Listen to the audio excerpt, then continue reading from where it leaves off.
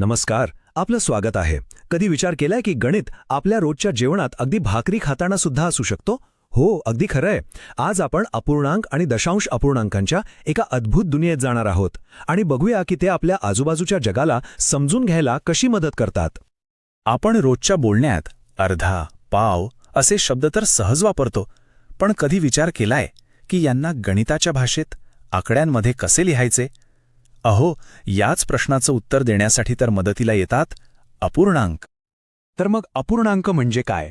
अगदी सोप्या भाषेत सांगायचं तर एखाद्या पूर्ण वस्तूचा काही भाग दाखवण्याचा हा एक सोपा मार्ग आहे. समजा एका भाकरीचे दोन समान भाग केले तर त्यातला एक भाग म्हणजे 1/2. इथे जी वरची संख्या आहे म्हणजे 1 त्याला म्हणतात अंश आणि खालची संख्या म्हणजे 2 त्याला म्हणतात छेद. आहे की नाही सोपं? बरं, अपूर्णांक म्हणजे फक्त एकच प्रकार नसतो बरं का. यांचं चक्क एक अख्खं कुटुंब आहे आणि या कुटुंबातल्या प्रत्येक सदस्याचं स्वतःचं असं वेगळं वैशिष्ट्य आहे. मग तयार आहात का या कुटुंबातील महत्त्वाच्या सदस्यांना भेटायला?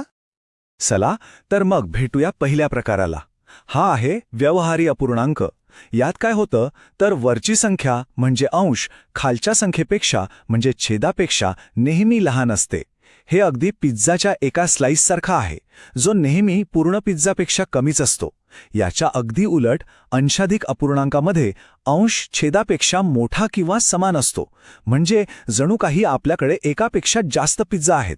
हा फरक लक्षात ठेवणं पुढच्या गणितासाठी खूप महत्त्वाचं आहे. आणि आता वेळ आहे कुटुंबातल्या तिसऱ्या सदस्याची, मिश्र अपूर्णांक.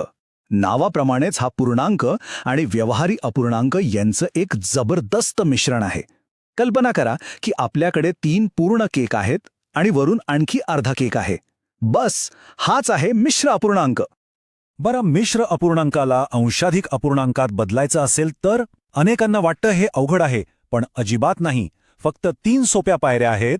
पहिली, पूर्णांकाला छेदाने गुणा. दुसरी पायरी, आलेल्या गुणाकारात अंश मिळवा. आणि झालं.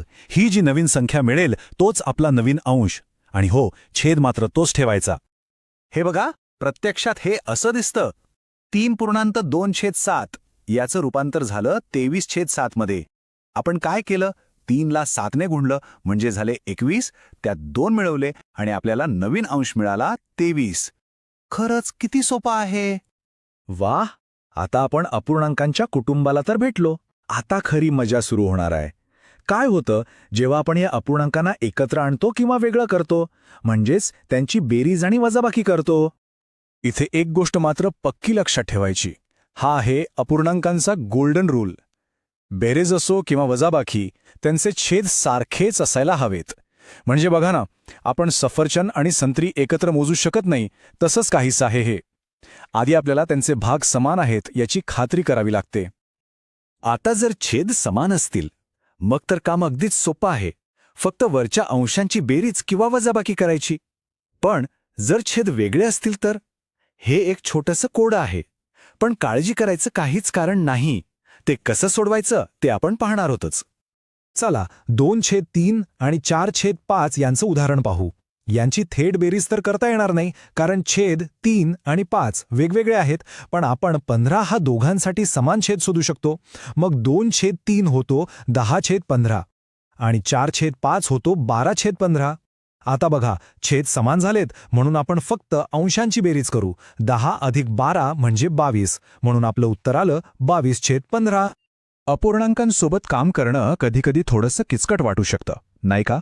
पण यावर एक अगदी सोपा उपाय असेल तर? चला तर मग भेटूया गणिताच्या दुनियेतल्या एका सुपर हिरोला, दशांश अपूर्णांकाला. दशांश अपूर्णांकांमध्ये असं काय खास आहे? तर त्यांचा छेद नेहमी 10, 100, 1000 असं 10च्या पटीतच असतो. आणि सगळ्यात भारी म्हणजे अंश आणि छेद असं लिहिण्याऐवजी आपण एका जादुई चिन्हाचा वापर करतो. ते म्हणजे दशांश चिन्ह, जे पूर्ण वस्तूचा भाग दाखवतं. सामान्य अपूर्णांक आणि दशांश यांच्यातला संबंध खूपच मजेशीर आहे. उदाहरणार्थ 5/10 म्हणजे 0.5 किंवा 3/4 म्हणजे 3ला 4ने भागलं की आपल्याला मिळतं 0.75. म्हणजे बघा, एकाच गोष्टीला दाखवण्याचे हे 2 वेगवेगळे मार्ग आहेत. आणि आता येते सगळ्यात चांगली बातमी. ते समान छेद शोधण्याचं सगळं टेन्शन आता विसरून जा, कारण दशांश अपूर्णांकांसोबत काम करणं खूपच सोपं आहे. त्या डोकेदुखीला आता कायमचा रामराम. याचे नियम तर अगदीच सोपे आहेत. बेरीज आणि वजाबाकी करताना काय करायचं तर दशांश चिन्ह एकाखाली एक अगदी सरळ रेषेत ठेवायचे. आणि गुणाकार ती तर गंमतच आहे. आधी दशांश चिन्ह विसरून साधा गुणाकार करा. मग दोन्ही संख्यांमधली एकूण दशांश स्थळं मोजा आणि उत्तरात तेवढी घरं सोडून चिन्ह द्या. झालं काम. उदाहरण बघूया. समजा 2.4ला 1.5 ने गुणायचं आहे.